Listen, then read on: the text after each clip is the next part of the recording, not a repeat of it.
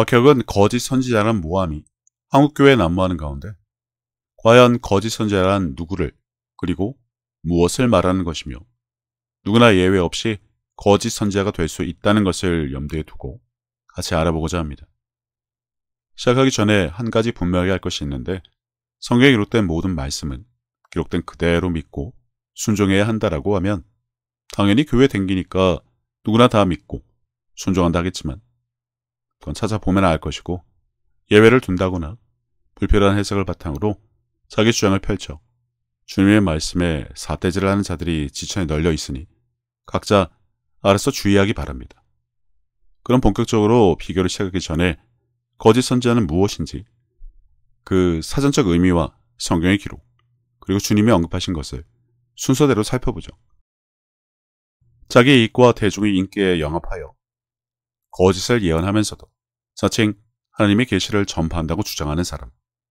이들 거짓 선지자들은 사악한 왕과 진리를 분별하지 못하는 어리석은 백성들의 귀에 솔깃하며 구미에 담기는 예언을 하면서 왕과 백성들의 신임을 받았기 때문에 하나님의 심판과 회개를 촉구하는 하나님의 선지자들보다 항상 우위에 있었다라고 합니다. 거짓 선지자들을 삼가라. 양의 옷을 입고 너에게 나아오나 속에는 노략질하는 이르라. 많은 사람이 내 이름으로 와서 이르되 나는 그리스도라 하여 많은 사람을 미혹하리라. 요약하면 거짓 선지자란 예수 이름을 사칭해서 자기 이익과 대중의 인기를 위해 사람들을 속여 노략질하는 자라는 것을 알 수 있습니다. 이단과 사이비 중에 자신을 재림 예수로 둔갑한 자들이 있으니 그들이야말로 거짓 선지자죠. 그런데 박혁도 그랬던가요? 그리고 한국교회가 문제 삼는 것이 그런 것이던가요? 신학을 안 하고 발차기에 한국교회의 권위에 대한 도전 등 말은 많은데 무엇보다 한국교회가 박혁의 표적을 두고 무조건 거짓 선지자라고 몰아가는 것과는 반대로 공생기간 이미 수많은 기사와 표적을 보여주신 주님은 믿는 자에게 표적이 따른다 하셨고 기사와 표적을 행하면 거짓 선지자라는 언급조차 하지 않으신 것을 잘 보기 바랍니다. 거짓 선지자인지는 그의 열매를 보면 안다고 하셨으니 그 열매가 무엇을 말하는지조차 분명하게 알고 비교하지 않으며 마태복음 7장 22절에서 23절을 악용해서 기사와 표적은 불법으로 단정하는데 이러한 표면적인 이해와 무의미한 주장 대신에 보다 깊고 넓은 의미를 살펴보겠습니다. 그리고 거짓 교사, 사도, 그리스도, 선지자, 적 그리스도와 같이 다양한 표현들이 있는데 우선 주님의 이름을 사칭한 자들을 거짓 선지자라고 보면 이미 이단과 사이비 등이 대표적으로 판을 치고 있으니 이러한 기정사실보다 그것들을 대하는 한국교회의 대응부터 보시기 바랍니다. 다윗이 하나님의 이름을 욕되게 하는 자들에게 했던 것과 같이 하더냐는 질문조차 아까울 만큼 그들의 반응은 솜방망이에 불과하죠. 그들을 불쌍히 여겨 적극적으로 복음을 전해 그들이 하나님께 돌아오게 하지도 않았지만 이는 신천지 때문에 교회마다 출입금지 부적을 붙이고 형사 고발을 하겠다는 으름장이나 놓으며 애써 그들을 무시하고 방치함으로 교회가 할 일을 다한 것처럼 구른 것과 같은 맥락인데 사실은 두려움 때문이고 무엇보다 선민사상과 그들과 비교해서 우월감이 깔린 자들의 대표적인 교만이란 것을 알아야 합니다. 한국교회 문제점은 접어두더라도 하나님의 은혜로 공짜로 구원을 받게 된 것부터 망각한 자칭 크리스찬이라는 자들이 이단과 사이비가 하나님께 돌아오도록 하기는커녕 손가락질에 비아냥거리기만 하면서 박혁 때문에 교회가 문을 닫은 것은 문제고 한국교회 목회자들의 방치로 이단과 사이비가 설치는 바람에 그들에게 속아 가정이 무너진 자들이 셀 수 없는데 그건 괜찮냐는 것입니다. 오랫동안 방치한 교회의 들보 같은 문제들은 덮어두고 무엇을 하냐는 것인데 교회의 책임, 그들이 스스로 선을 그어버렸는데 도대체 그들이 외치는 하나님의 사랑은 누구를 위한 것일까요?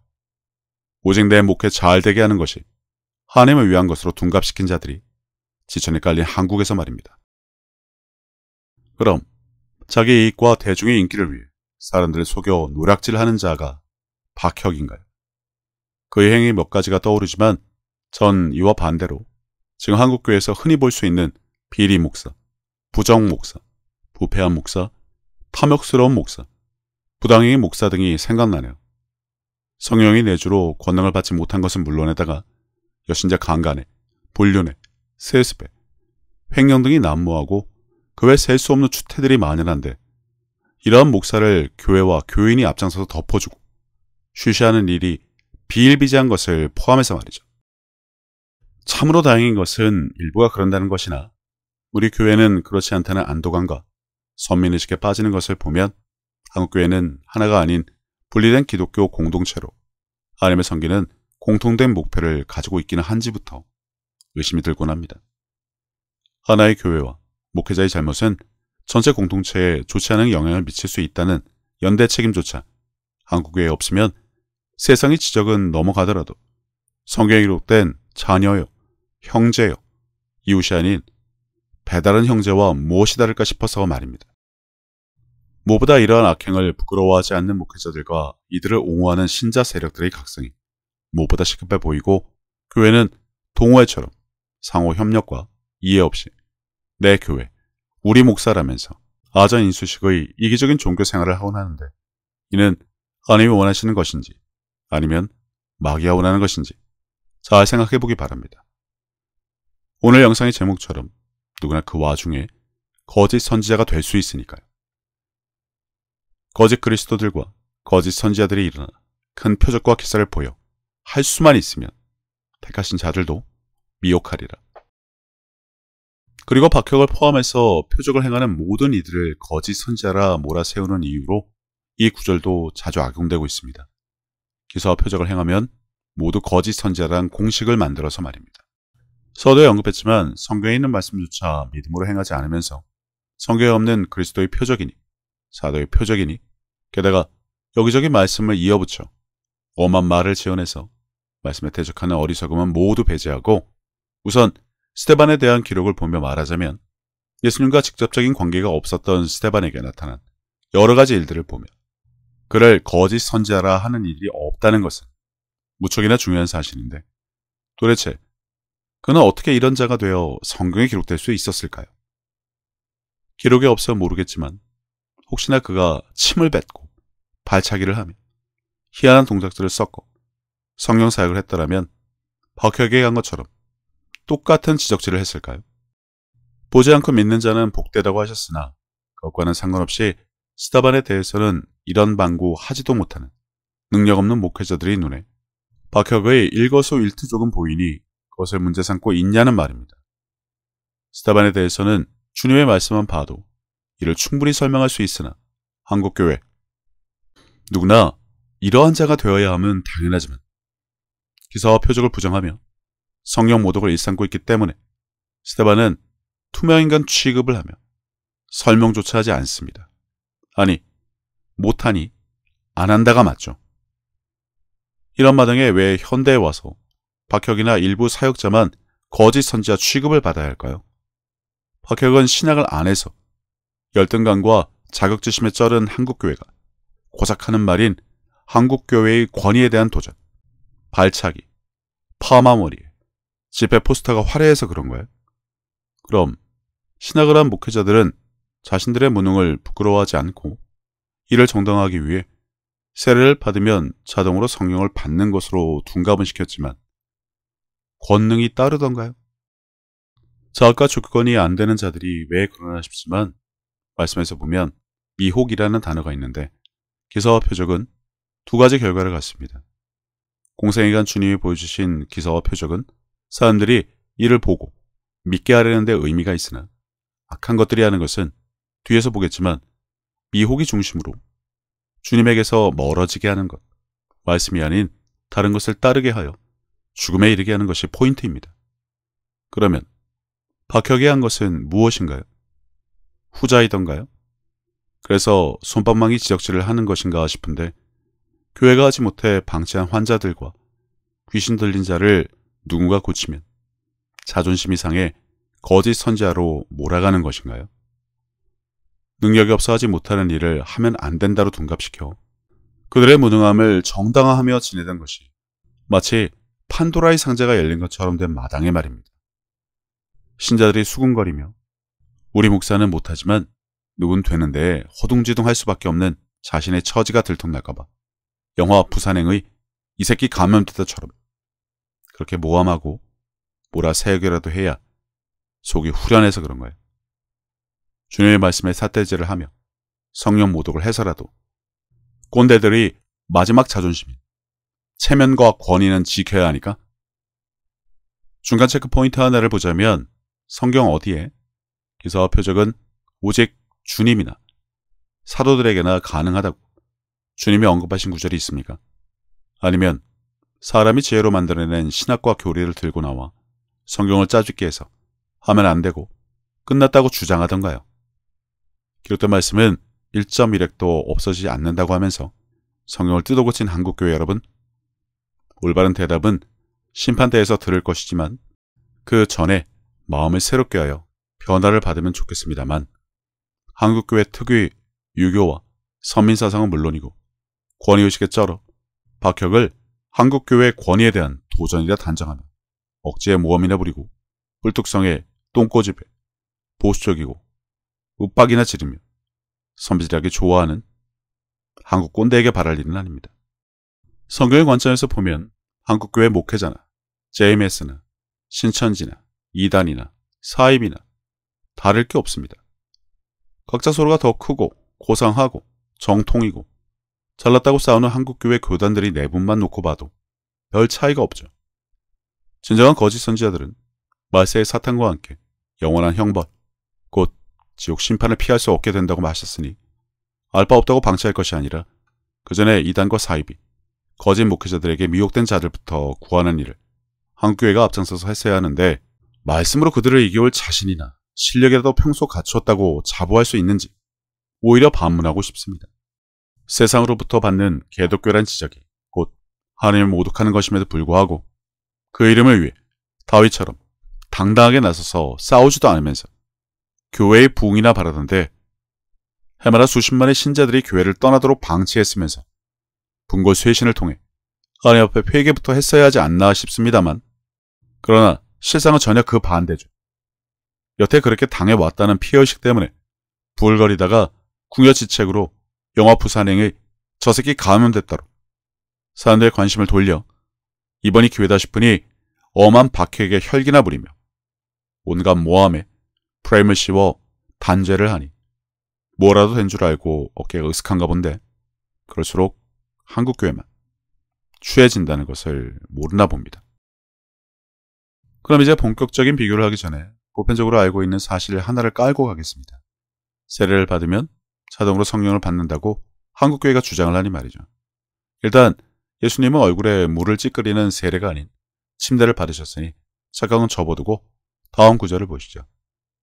오직 성령이 너에게 임하시면 너희가 권능을 받고 예루살렘과 온 유대와 사마리아와 땅 끝까지 이르러 내 증인이 되리라 하시니라. 자, 한국교회 신자들은 모두 성령을 받았다고 하니 바울과 베드로가 안수를 하고 고넬료 집에서 말씀을 전하자 성령을 받고 방언을 한 것처럼 한국교회에서 성령을 받았다면 방언을 합니까? 그리고 무엇보다 성령을 받게 도울 수는 있고 그래서 권능은 받았고요. 근데 그 권능으로 무엇을 하는지 왜 한국교회 그 누구도 밝히지 못할까요? 크리스찬은 누구나 성령을 받았고 오직 말씀이라면서 온갖 거룩한 척은 다 하지만 주님을 사랑해서 그분의 말씀을 행하기는커녕 제 멋대로 성경을 바꾸어 자기 합리화를 위해 둔갑시키는 한국교회 여러분, 이대로 괜찮겠습니까? 그날에 많은 사람이 나더러 이르되 주여 주여 우리가 주의 이름으로 선지자 노릇하며 주의 이름으로 귀신을 쫓아내며 주의 이름으로 많은 권능을 행하지 아니하나이까 하리니 그때 내가 그들에게 밝히 말하되 내가 너희를 도무지 알지 못하니 불법을 행하는 자들아 내게서 떠나가라 하리라. 대부분의 사람들이 댓글에 이 구절을 달며 기사와 표적을 행하면 거짓 선지자다, 신사도주의다라고 설득력 있는 주장은 일체하지 않은 채 뱉어놓고 도망이나 가던데 구차하다 못해 측은하니 무엇보다 주님이 언급하신 말씀의 시제부터 봐야 합니다. 공생의 기간 성령을 받은 사람, 아는 사람은 주님 말고는 아무도 없는데 이처럼 오순절 전에 언급하신 말씀에는 그날에라고 하시며 오순절 이후에 있을 성령의 임재, 심판에 대한 예언적인 말씀을 주셨으니 말이죠. 다시요. 성령이 임하시면 권능을 받는다를 분명하게 알고 보여줄 수 있어야 합니다. 아무리 한국교회 종특이라 하더라도 믿음이 있네, 구원의 확신이 있네라면 말들은 많은데 행함으로 믿음을 보여주지는 못하면서 이처럼 없는데 있는 척이나 하지 말고요. 그리고 자세히 보시면 거짓 선지자들이 한 일은 주님이 언급하신 표적에 해당하는 일입니다. 믿는 자들에게 표적이 따른다고 하신 주님. 그러면 거짓 선지자들은 믿어서 표적이 따르던 자들이었다는 것입니다. 자학과 조건을 보자면 그들은 일단 조건을 갖춘 자들이란 말입니다. 믿어 표적이 따랐으니 말이죠. 그럼 한국교회 목회자 여러분, 다 믿는다고 하지 말고 믿어 표적이 따름으로 주님이 하신 말씀의 증인이 되어야 하지 않을까요? 그분의 말씀처럼 표적이 따르면 믿는 자라고 광고를 할 필요도 없이 누구나 그렇게 생각할 테니까요. 그러나 그랬던 자들도 조건은 충족했을지 모르지만 결국 자격이 되지 않는 이유, 오늘 그것을 알아보고 있는 것입니다. 왜 변절자가 되었고 용두사미가 되었는지를 통해 말입니다. 마태복음 7장의 불법은 단순히 해당 구절에 언급된 거짓 선지자들의 권능 행함을 지칭하는 것이 아니라서 제가 변절자라는 단어를 통해 보다 쉽게 이해하도록 누누이 말했지만 구약에도 이미 여러 번 등장한 거짓 선지자들에 대한 언급과 동일하게 하나님의 법에 순종하지 않거나 자신의 영광이나 다른 이익을 얻기 위해 기사와 표적을 남용하는 행위, 하나님의 말씀을 변형하거나 거짓 예언을 전하면서 사람들을 속이는 것, 그리고 무엇보다 주님을 사랑하는 마음에서 벗어나 주님과의 온전한 관계 없이 자기 영광을 위해 나를 드러내고 높이며 온갖 교만한 행동을 하는 것을 말합니다. 즉, 예수님이 주신 경고는 이러한 눈에 보이는 외면적인 행위가 영적인 것이라 하더라도 단순하게 이를 통해 진정한 믿음과 사랑, 그리고 하나님과의 올바른 관계가 그 사람에게 형성되어 있다고 인정받을 수 없다는 것을 암시하는 것인데, 목회를 하고 표적 행함을 통해 받은 상급조차 무의미해질 수 있다는 것을 알아야 합니다.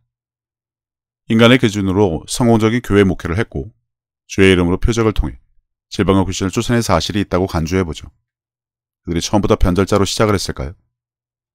마치 사꾼처럼 교회 목회와 표적을 통해 돈을 벌고 명성을 얻겠다는 욕심으로 말입니다. 아니죠.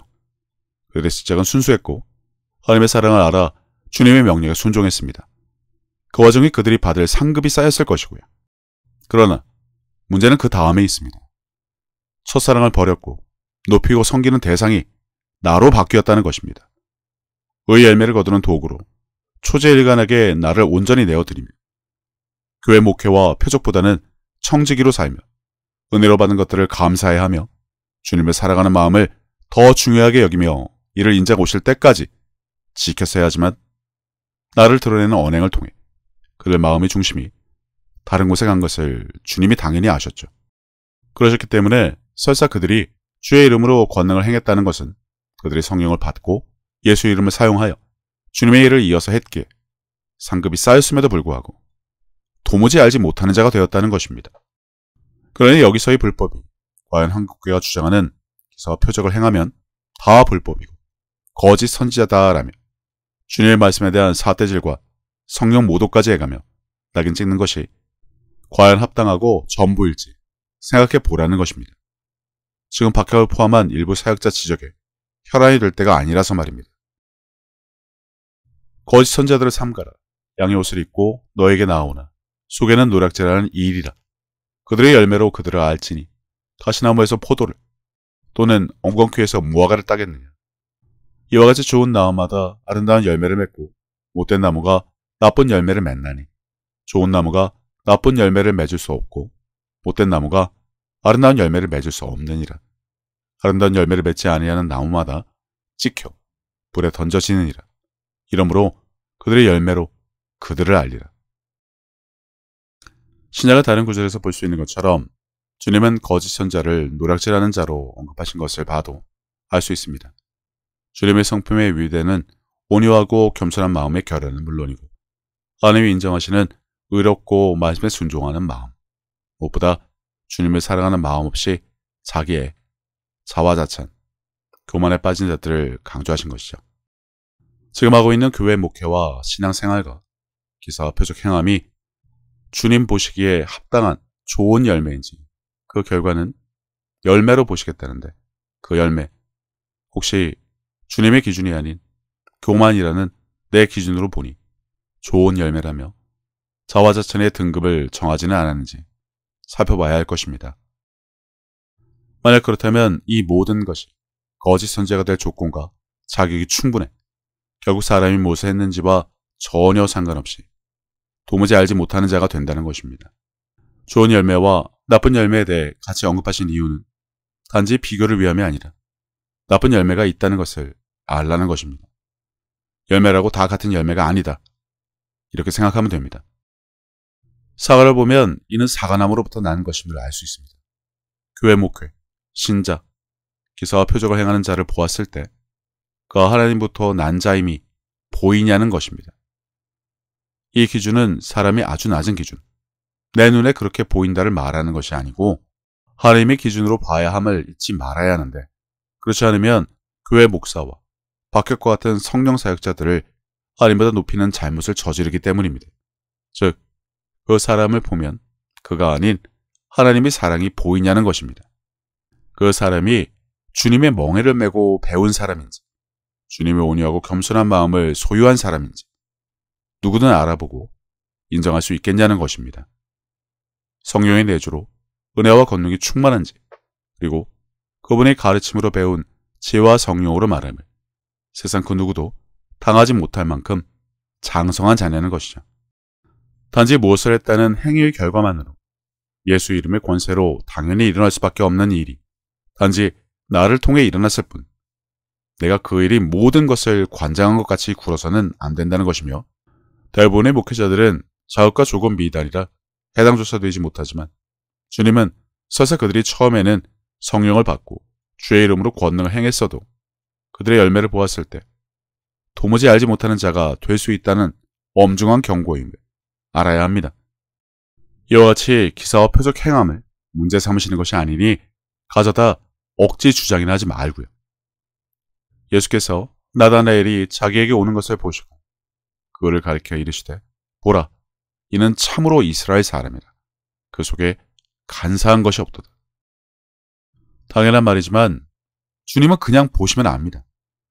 누락질 하던 거짓 선지자가 그날에 심판날에 어떻게든 살아보려고 주님께 와서 간사한 변명을 한지 금방 알아보신 것처럼 주님은 그 사람의 열매, 즉 결과물이 무엇인지 전혀 상관없이 이 모든 것이 주님으로부터 온 것인지 그리고 그가 초지일관한 자인지 보시겠다는 것입니다. 아무튼 주님이 언급하신 포도나무 비유는 운의적 표현으로 주님과의 관계를 유지하는 것이 얼마나 중요한지를 보여줍니다. 그리고 주님과의 지속적이고 친밀한 관계를 강조하시며 그분의 가르침에 대한 의존, 친밀감을 암시한 이 구절에서 열매란 주님과의 깊은 관계에서 자연스럽게 나타나는 긍정적인 행동과 태도를 말하는데 곧 성경의 열매, 의의 열매를 의미합니다. 내 행위와 도덕적 종교심, 그리고 자기 의로 열매같이 보이기는 하지만 억지로 맺은 결과물을 말하는 것이 아니고요. 후반부의 나를 떠나서는 아무것도 할 수 없다는 말씀은 주님과의 올바른 관계 없이는 사람이 어떠한 행위도 주님이 원하시는 진정한 영적 의미를 갖지 못한다는 것을 의미하기에 설사 거짓 선지자들이 주의 이름으로 권능을 행했다 할지라도 열매 같은 것이 보일지라도 이를 인정해주지 않으시겠다는 미래 시제의 예언과 결말임을 알아야 한다는 것이죠. 성경 전체에 걸쳐 거짓 선지자에 대한 경고와 그들의 행동이 묘사되어 있으니 이것을 참조하면 됩니다. 신명기 18장, 예레미야 14장과 23장, 에스겔 13장, 요한일서 4장을 보시면 됩니다. 거짓 선지자들은 자신들이 하나님을 대신하여 말한다고 주장하지만 그들의 공통된 주제는 거짓 환상, 거짓말, 부정확한 예측을 통해 사람들을 미혹하고 오도하여 궁극적으로 의익에서 멀어지게 인도해 자신에게 오도록 자신의 말을 믿고 따르도록 기만하는 자들을 말하는데 이는 마귀들이 하는 것과 똑같은 일이란 것을 알 것입니다. 그러니 거짓 선지자 구절을 가지고 기사와 표적을 행하면 불법이다라고 단정하는 것은 너무나 시기상조한 판단이며 성급한 일반화에 오르란 것을 분명하게 알아야 합니다. 그럼 현대교회의 거짓 선지자는 누구일까요? 거짓 선지자라는 호칭은 근거 없이 신성한 계시나 신과의 특별한 관계를 가지고 있다고 주장하지만 이러한 주장을 개인적인 이익을 위해 사용하거나 다른 사람들을 조종하기 위해 사용하는 사람들에게 여전히 똑같이 적용시킬 수 있습니다. 여기에는 금전적 착취나 자기 영달을 위해 교인들을 속이는 사람들이 포함되는데 하나님의 이름으로 사기 행각을 벌이거나 거짓 교리를 조장하거나 개인적인 이익을 위해 사람들을 조종하는 행위는 주님의 진정한 가르침에 위배되며 성경의 경고에 묘사된 거짓 선지자의 특징과 동일시될 수 있습니다. 즉, 한국교회에서 불법 행하는 수많은 목회자들도 주님의 입장에서는 거짓 선지자에 불과할 뿐이라는 것이죠. 그리고 더더욱 안타까운 현실은 그러한 목회자들에게 배운 신자들이 아무런 생각과 판단, 비교를 외면하고 그들의 주장에 편승하는 것으로 똑같은 잘못을 계속하고 있다는 것입니다. 한국교회는 성급한 일반화의 오류를 범하는 대표적인 곳인데 이 구절에서 불법이라는 말에 꽂혀 주님이 언급하신 말씀의 맥락이 무엇인지, 무엇을 말씀하시는지 전혀 알려고 하지 않습니다. 단지 불법이라고 하셨으니 기사와 표적을 행하면 거짓 선지자라며 못을 박아버리는데 성경 어디에도 주님이 그런 언급을 하신 적이 없습니다. 음란하고 악한 세대가 표적이나 구한다며 무시하신 적은 있지만 말이죠. 반대로 믿는 자에게는 기사와 표적이 따른다고 하셨으니 진정한 믿음을 가진 자가 되는 것이 급선무란 것을 알아야 하지만 누구보다 기사와 표적을 많이 행하신 분이 주님이신데 이건 내 전용이니 너희는 하면 안 된다 라고 언급이라도 하신 듯 구는데 회개하시기 바랍니다. 성경에 없는 말을 자꾸 지어내면 뒷감당하기 힘들어지니까요. 그리고 지금이 말세지 말, 세상의 끝, 재림, 그 날은 주님조차 모르시고 오직 아버지만 아신다고 하셨는데 정작 그렇다면 지금 한국교회는 주님의 재림을 위해 무슨 준비라도 하고 있나요? 그나마 해마다 수십만의 신자들이 교회를 떠나는 마당에 그 책임에 대해서는 무엇이라 변명을 할지 준비라도 했을까 싶습니다만 이처럼 당장 급한 소 잃고 외양간 고치기를 위해 분걸 쇄신과 각성하기는커녕 슬기로운 다섯 처녀처럼 준비하며 지내지도 않고 유유자적하면서 이단이나 사입에 빠져 가정이 무너지는 자들 도울 생각은 하지도 못하면서 박격 하나 잡아보려고 거짓 선지자 프레임을 씌우며 종말론자들처럼 웬 호들갑을 떠는지 모르겠다는 것입니다. 이제 불법에서 눈을 돌려 정작 알아야 할 부분을 살펴보자면 내가 너희를 도무지 알지 못하니라고 하신 이유입니다. 불법 행해서 그렇지만 그 불법이 과연 기사와 표적이냐는 질문은 이미 의미가 없으니 앞에서 그 이유를 봐야죠. 우리가 주목해야 하는 부분은 권능을 행했음에도 불구하고 이를 불법이라 하신 이유입니다. 기사와 표적이 불법이라 말하시는 것이 아니고요. 믿는 자들에게는 이런 표적이 따르니 곧 그들이 내 이름으로 귀신을 쫓아내며 새 방언을 말하며 뱀을 집어올리며 무슨 독을 마실지라도 해를 받지 아니하며 병든 사람에게 손을 얹은즉 나으리라 하시더라. 이처럼 말씀하신 분이 뒤에 가서 기사와 표적은 불법이다 라고 말을 바꾸신다는 말이 이치에 맞는지 알아보는 것 자체가 신성모독이라 일상초 접어두고 주님이 한 입으로 두 말을 하시는 분으로 만드는 것 자체 아무런 두려움이나 거부감이 없다는 것이 한국교회의 특징인데 그날이 오기 전에 심판대의 예상질문 영상에서도 밝혔지만 공색한 변명이 면죄부가 되지 않는다는 것만 알기라도 했으면 합니다. 사함을 받지 못하는 죄가 있다고 하셨는데 그걸 앞장서서 저지르며 당당하게 굴며 바리새인처럼 떠들고나 있으니 큰 구경거리가 날 것은 뻔할 테니 말입니다. 아무튼 그럼 왜 그들은 그런 취급을 받았을까요? 주의 이름으로 권능을 행했는데 오직 성령이 너희에게 임하시면 너희가 권능을 받고 예루살렘과 온 유대와 사마리아와 땅 끝까지 이르러 내 증인이 되리라 하시니라. 우선 자기에 대해 살펴봐야 합니다. 기사와 표적을 행하는 자, 주님의 말씀에 의하면 복음을 듣고 믿는 자입니다. 저희들이 두루 나아가 복음을 전할 때 그것을 듣고 믿는 자라고 분명하게 앞에서 언급하셨는데 이걸 또 믿는 자의 대상은 제자들이라고 둔갑을 시켜 주님의 말씀을 일축하며 신성모독에 성령모독을 일삼는 목회자 여러분. 물귀신 작전은 그만했음 합니다. 원래 그렇지만 없어도 너무 없어 보여서 말이죠. 두 말씀을 두고 보자면 기사와 표적이 따르는 자, 주의 이름으로 권능을 행한 자는 공통적으로 성령을 받고 그러면 권능이 따른다는 것입니다.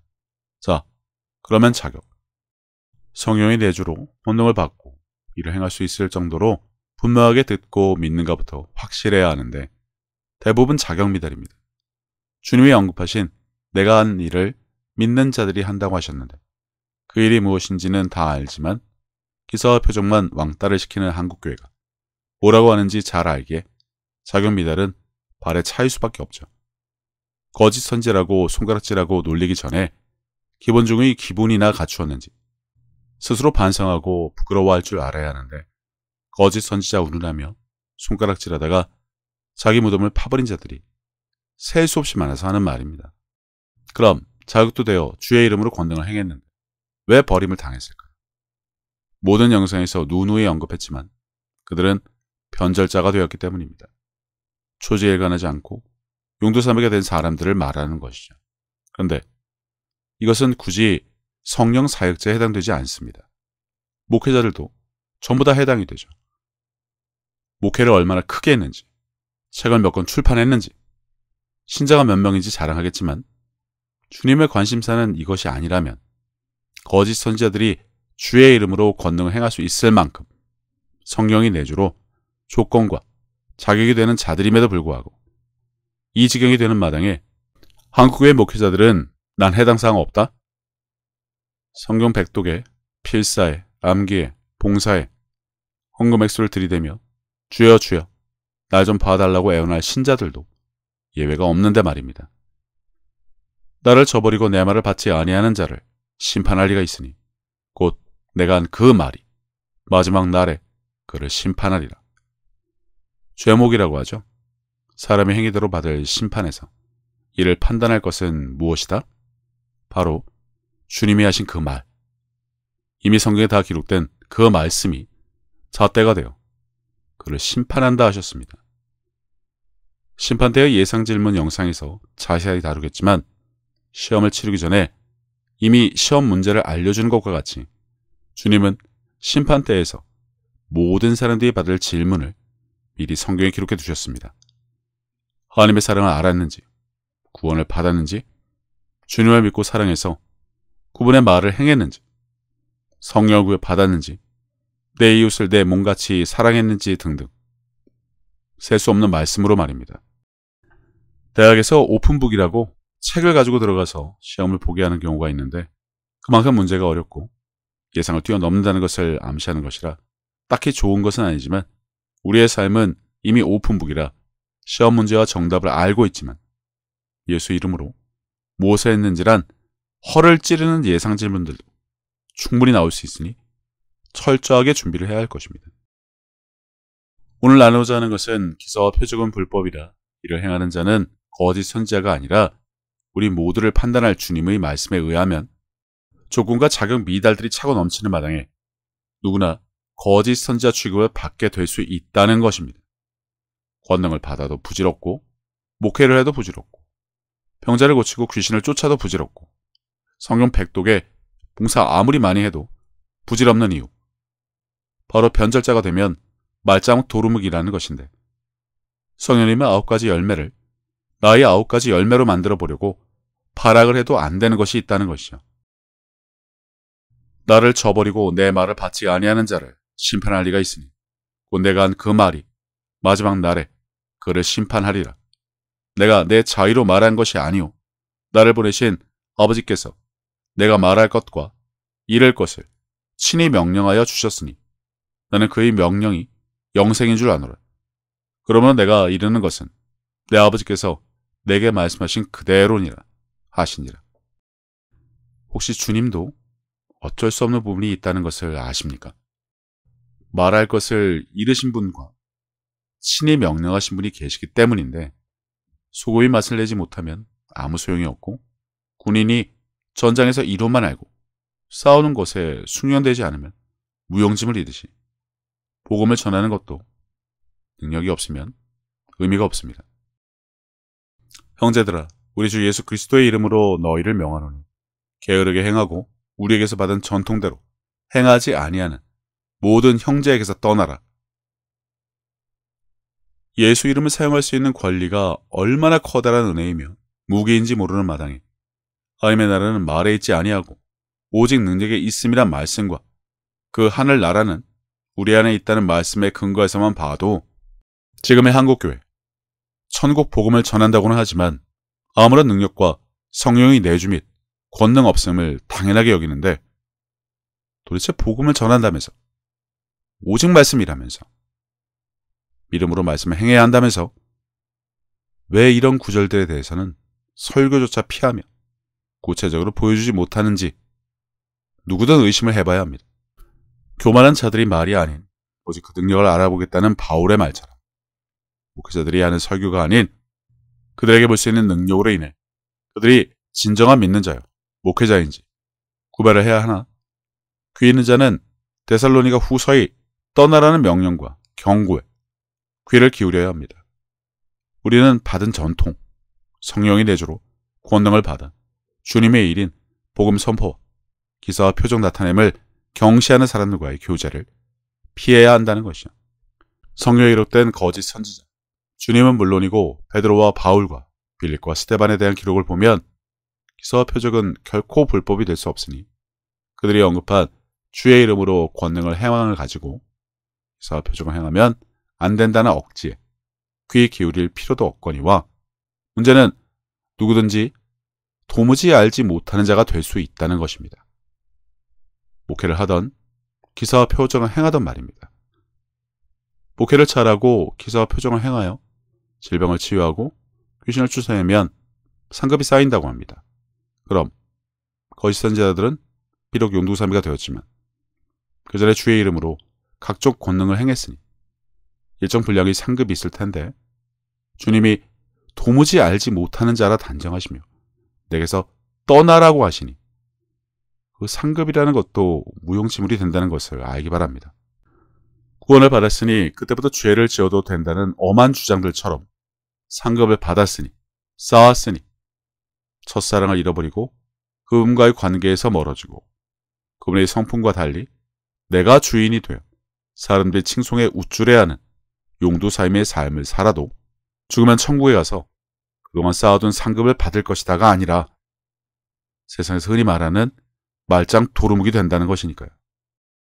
이것뿐 아니라 그리스도에게서 끊어지고 은혜에서 떨어진 자, 포도나무에 붙어있지 아니한 자, 주님 안에 거하지 아니하는 자, 그리스도께서 우리 안에 계신 줄을 스스로 알지 못하는 자 등 여러 가지 표현들이 있습니다만 결국 그것이 주님에게는 불법으로 여겨진다는 것이죠. 성령의 9가지 열매는 나를 통해 나를 온전히 맡긴 결과로 나타낼 수밖에 없는 성령님의 열매이지 내 행위로 자기 의로 맺는 9가지 결과물이 아닙니다. 죽기까지 충성하고 절제하며 오래 참는 것만 보더라도 사람의 힘으로 될 일이 아니란 것은 누구나 알 테니까요. 단지 목표를 분명하게 해서 달려가는 것뿐입니다. 하나님은 거룩하시니 우리도 거룩해야 하지만 그 거룩이라는 것 자체를 사람이 온전히 이룬다는 것은 성령의 9가지 열매처럼 애시당초 완벽하기란 불가능하지만 그 길에서 벗어나지 않고 꾸준히 그리고 시종일관 곁눈질이나 한눈을 팔지 않고 살아간다면 모든 것의 주권은 하나님께 있으니 제가 갑이 그분의 뜻에 대해 무엇이라 단정할 수 없지만 그 자체만으로 그분이 보시기에 거룩하다 칭찬을 받을 수 있게 되기를 바랄 뿐입니다. 무엇보다 중요한 것은 그 길을 가다 어느 순간 잘못을 해 회개를 하게 된다고 하더라도 일어나 다시 갈 수 있도록 계속해서 쌓아가야 한다는 것입니다. 허물고 다시 올리는 것이 아니라 포기하는 것이 아니라 회개한답시고 땅이나 치며 낙심하는 것이 아니라 꾸준히 말입니다. 거짓 선지자에 대해 여러 가지를 알아봤는데 누군가를 지적하는 잣대가 아닌 나를 돌아보는 거울로 삼아 누구든지 주님께 수고했다는 칭찬을 들어야지 결코 도무지 알지 못하는 자가 되지 않았으면 합니다.